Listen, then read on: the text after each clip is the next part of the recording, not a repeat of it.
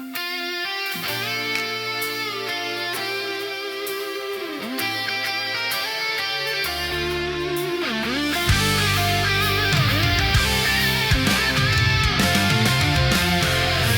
kong naaalala ang kanyang ngiti at ganda. At kapag siya ay Rock nakita, nabibighani akong talaga.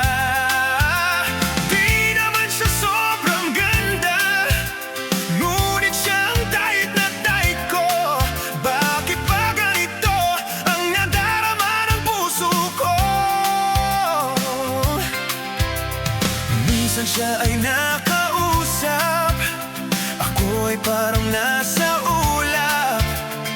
Nang ako'y kanyang titigan, sa puso ay anong sarap.